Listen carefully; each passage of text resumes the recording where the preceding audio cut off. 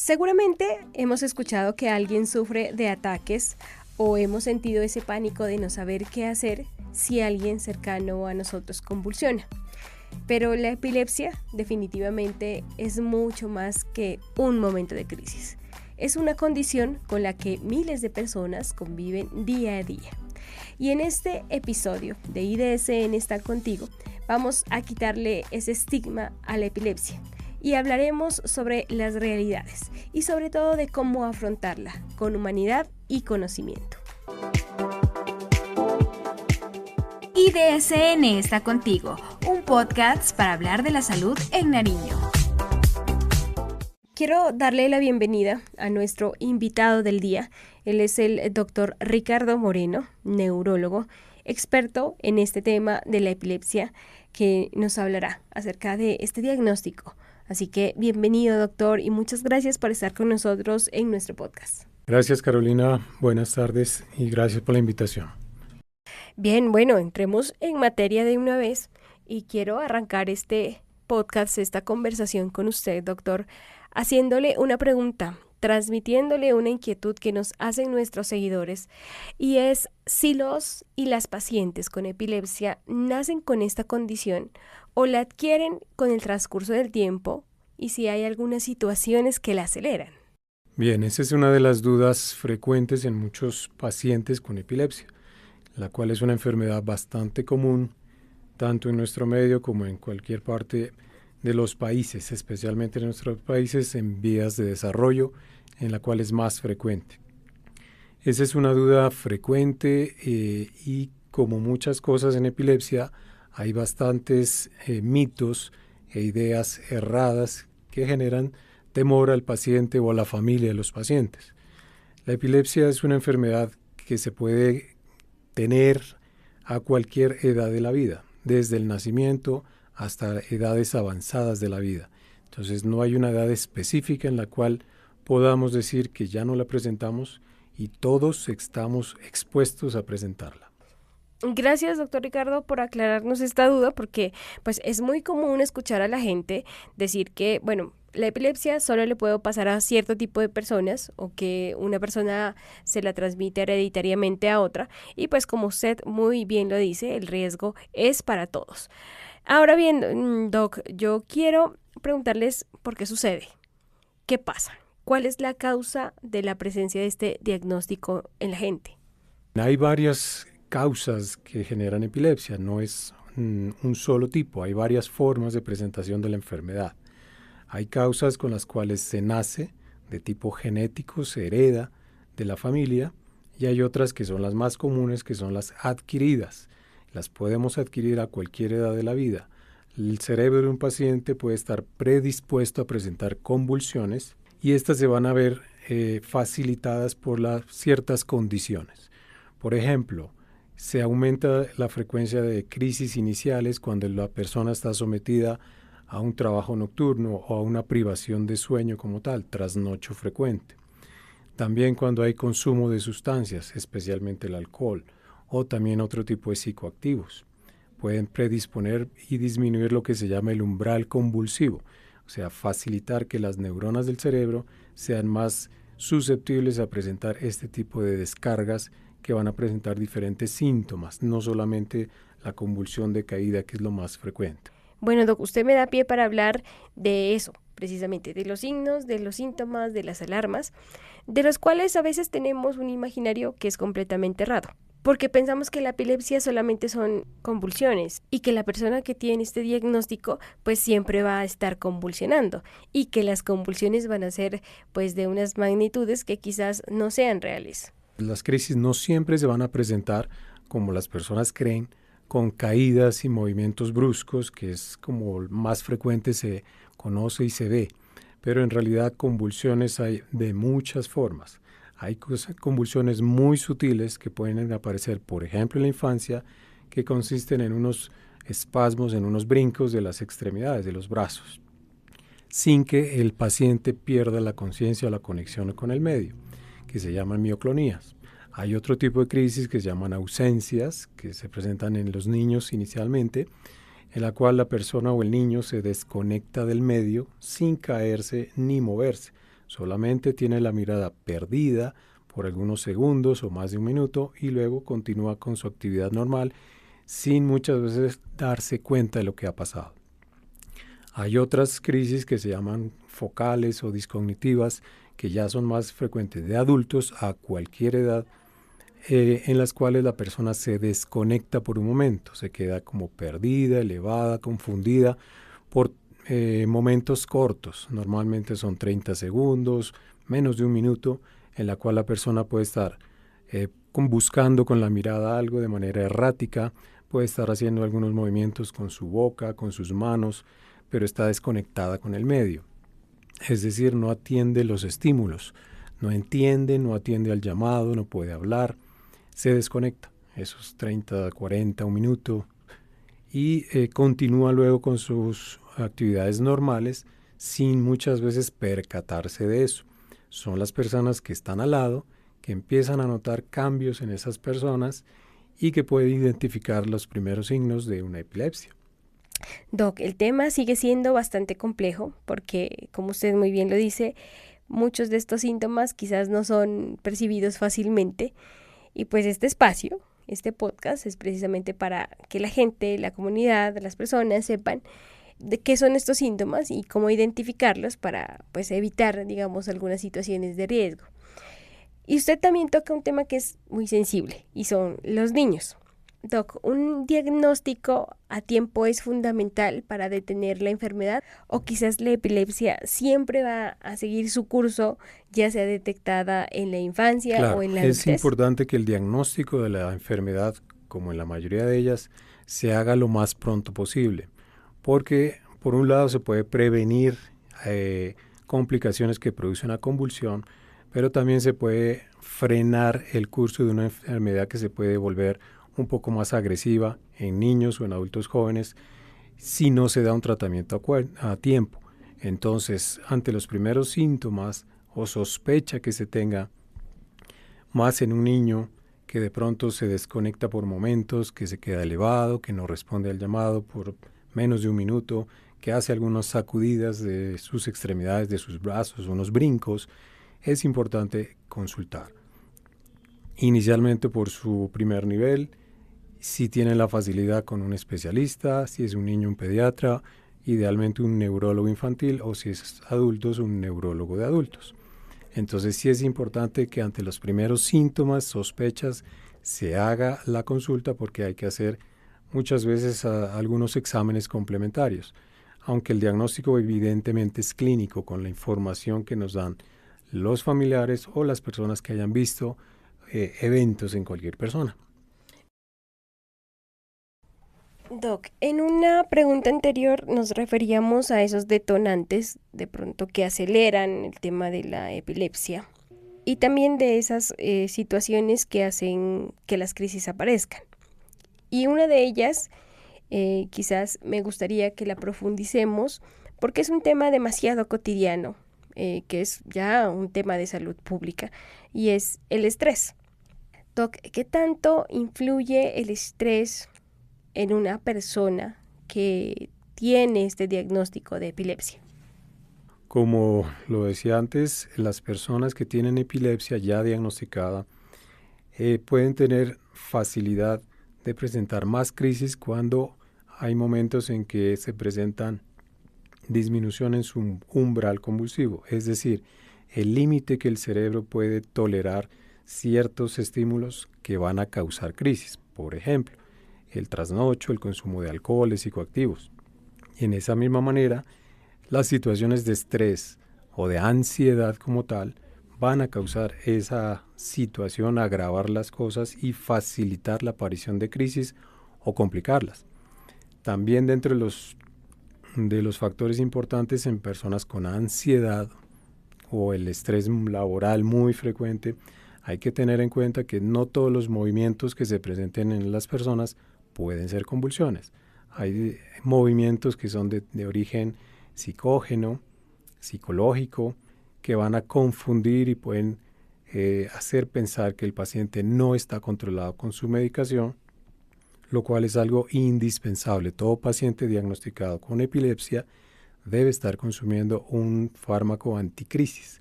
a diferencia de algunas otras enfermedades, como lo es, por ejemplo, la hipertensión o la diabetes, que en estadios iniciales se puede dar manejo sin medicación. En epilepsia eso no es posible, porque los cuidados sobre alimentación, ejercicio, no trasnocho, no van a ser suficientes para controlar un paciente y evitar completamente las crisis, sabiendo que en cada convulsión puede haber una complicación, un golpe, un trauma importante que puede causar daño en la integridad de la persona.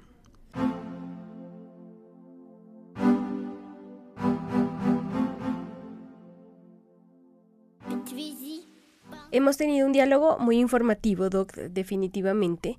Yo creo que el objetivo lo vamos cumpliendo. Y ahora vienen esas preguntas infaltables que todo el mundo las espera. Y tienen que ver precisamente con los riesgos y cómo debemos comportarnos. Así que, Doc, hablemos sobre esos riesgos que tiene la persona cuando convulsiona, cuando tiene estas crisis. ¿A qué se enfrenta, digamos, el paciente cuando tiene esta situación? Correcto, eso es bien importante. Entonces hay varias complicaciones importantes que se pueden presentar. Las principales, primero, la broncoaspiración, es decir, que el contenido, bien sea alimenticio o de saliva, que el paciente tenga en ese momento pueda pasar al tracto respiratorio y causar una aspiración de ese contenido y un daño pulmonar y una infección, una complicación de tipo respiratorio agudo que puede ser muy serio. Otra de esas es la caída, el accidente que va a producir, porque son eventos bruscos de inicio muy súbito que pueden generar golpes muy graves, tanto en la cabeza, en cualquier parte del cuerpo, porque no se sabe cuándo se va a presentar, en qué situación de la vida que esté el paciente caminando en un sitio de altura, cerca de una estufa, en una cocina, donde vemos eso con algunas frecuencias y hay quemaduras por aceite, por otras cosas, por la caída que causa la convulsión. Y hay otra que puede ser un poco más grave, que afortunadamente es menos frecuente, que es lo que llamamos el estatus convulsivo o estado epiléptico, que es cuando las convulsiones no son de corta duración. Las crisis convulsivas normalmente duran menos de 3 minutos de duración. El cerebro tiene sistemas que pueden autolimitar las crisis, pueden controlarse de manera autónoma y generalmente más del 95% de las crisis duran menos de esos 3 minutos. Pero si el paciente tiene ya una condición de estatus convulsivo, va a pasar más de 5 minutos, 10 minutos, media hora, 1 hora y no va a parar si no se hace un manejo de urgencia con medicamentos endovenosos, o sea, en un servicio de urgencias, en un hospital. Si no se identifica eso, este es el paciente que puede tener complicaciones muy graves. Muy graves es de tener un daño cerebral o inclusive puede llegar a complicarse hasta la muerte. Entonces hay que identificar esas cosas cuando presenta una convulsión. Bien, Doc, y conociendo ese riesgo, conociendo las situaciones que afronta una persona con esta condición cuando tiene una crisis, ahora pongámonos del lado de la persona que está viendo la crisis. ¿Cómo hago yo para que el miedo no me gane, para que no me paralice? ¿Qué tengo que hacer o cómo debo reaccionar ante un momento de crisis de una persona con epilepsia? Primero, guardar la calma, estar tranquilos. La mayoría de los pacientes con una convulsión no van a presentar paro respiratorio, no se van a morir en ese momento, la gran mayoría. Entonces, guardar la calma, es importante proteger al paciente, primero que no se golpee. Entonces, porque el paciente va a caer, no tiene control de su cuerpo, va a caer donde se encuentre. Entonces, proteger la cabeza del paciente, ponerlo siempre de lado, preferiblemente izquierdo, para evitar problemas de la broncoaspiración, evitar que se golpee su cabeza, no meter nada en la boca. Si tiene algo de algún alimento que esté consumiendo, se retira, pero no se debe incluir nada, ni ofrecerle agua, ni tratar de meterle, a veces le meten cucharas, cosas como para que no se muerda. Es preferible no meter nada porque se puede fracturar tanto sus piezas dentarias, sus maxilares. Es importante tenerlo entonces supervisado, de lado, mirar el reloj apenas empieza la crisis. ¿Por qué? Por aquello que estaba explicando, de que si un paciente en 5 minutos no para los movimientos de convulsiones, ese paciente debe ser trasladado inmediatamente a un centro de salud donde tengan la facilidad de aplicar medicación endovenosa, canalizarlo y poner, pues dar todas las atenciones de primeros auxilios ya de tipo médico y la observación necesaria para después tener una valoración especializada. Pero eso ya es importante aclarar que es una emergencia médica el estatus epiléptico, que afortunadamente no es lo más común. Y ahí están las recomendaciones que nos hace el doctor Ricardo Moreno para que no nos contenga el miedo, para que podamos actuar de manera rápida y atender una situación de una persona que esté viviendo una situación de crisis, una convulsión.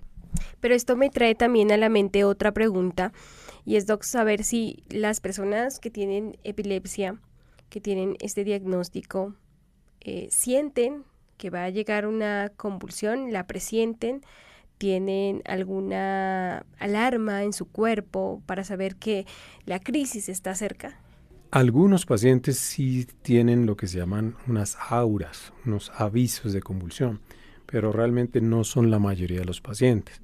Entonces los que la sienten pueden sentir diferentes cosas, por ejemplo, una sensación de miedo inminente, como que algo le va a pasar. Y siempre repiten esa misma sensación previo, unos segundos antes de la crisis. Otros tienen un olor desagradable, otros tienen una sensación visual, como de colores, de oscuridad, otros de sensación de un ruido. Depende de la parte del cerebro de donde venga la crisis, pero no es en todas las personas. Aquellos que las tengan pues tienen esa facilidad, que saben que probablemente viene una crisis, se pueden proteger, se pueden sentar, se pueden acostar a pedir auxilio, pero no es todos los casos.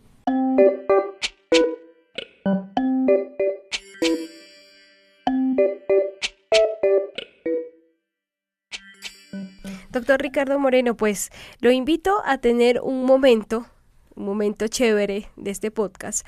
Bueno, toda la conversación realmente ha sido chévere, pero quiero que le desmitifiquemos a la gente muchas situaciones que tal vez están erradas, están equivocadas. Entonces, yo quiero empezar con este mito, y es saber si es verdadero o falso, o mito o fantasía, que las personas con epilepsia, cuando sufren estos casos, pueden tragarse la lengua. No, nunca. Eso es, como lo decía antes, bastante peligroso, no le va a ayudar en nada al paciente y lo puede complicar. ¿Se debe retener a la persona con fuerza para evitar la sacudida? No, tampoco, porque de la misma forma no es posible controlar de manera externa el desarrollo de una convulsión. Si al paciente se lo sujeta con fuerza, se le puede hacer daño y se puede facilitar una fractura en cualquiera de sus extremidades. ¿La epilepsia es contagiosa? No, para nada. Es una enfermedad crónica que nos puede presentar a cualquier persona en cualquier edad, que no es contagiosa. Sí puede ser hereditaria, pero solo en un porcentaje de los pacientes. ¿Todas las crisis implican convulsiones y espuma en la boca? No. Como también lo habíamos dicho, hay algunas crisis que se llaman generalizadas o tónico-clónicas generalizadas, que son como las más conocidas por la gente del común, en la cual la persona cae, empieza a salivar mucho, apertura de los ojos y supraversión de la mirada, o lo que dice la gente, los ojos blancos. En ese tipo de crisis se presenta la salivación grande, pero en otros pacientes hay crisis sutiles. Sutiles es que, por ejemplo, pueden no perder la conciencia, pueden estar conscientes de todo lo que está pasando y sienten que un lado de su cuerpo o una extremidad se pone rígida, tiesa, se sacude por unos segundos. Puede ser una convulsión. O las otras, como las ausencias o crisis focales cognitivas, en las cuales la persona se desconecta del medio, se queda como perdida, como confundida por un lapso corto de menos de un minuto usualmente, y después sigue su actividad normal sin percatarse muchas veces que algo pasó. ¿La epilepsia es una enfermedad mental o afecta la inteligencia de las personas? No, en la gran mayoría de los casos no va a afectar la parte cognitiva o de inteligencia. Eso es también un mito importante, sobre todo en los niños. Cuando aparece esto, la gente piensa, la familia piensa que va a tener lo que llamábamos antes un retardo mental, lo cual en la gran mayoría de los casos no es cierto. Las pacientes con epilepsia, de hecho, pueden con el tiempo llevar una vida prácticamente normal con su tratamiento, sin afectar su parte cognitiva. Pueden seguir laborando en cualquier área de su trabajo en general. Y este último mito, Doc, quiero que me lo desmitifique y seamos muy claros, porque es muy común también escuchar a las personas decir que la gente que vive con epilepsia no tiene una vida normal. Eso sería solamente aplicable en el paciente que no tiene un tratamiento adecuado, que no ha sido diagnosticado. Sí puede afectar mucho la calidad de vida, no solo de un paciente, de una familia completa, porque cada crisis implica una caída, un accidente o un acceso a urgencias con todas las complicaciones que tiene el sistema de salud.